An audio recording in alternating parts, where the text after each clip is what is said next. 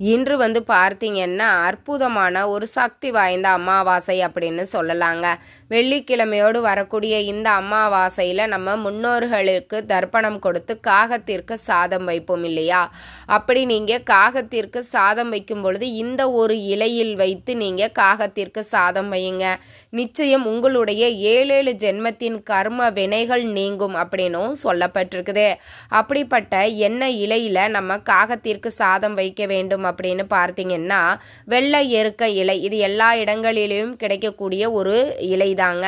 இந்த வெள்ளை எருக்க இலையை நல்லா சுத்தம் பண்ணிட்டு அதில் எள் கலந்த சாதத்தை நீங்கள் காகத்திற்கு இன்னைக்கு வையுங்க. உங்களுடைய முன்னோர்கள் அதை காக ரூபத்தில் சாப்பிடுவாங்க அப்படிங்கிறது ஐதீகம்.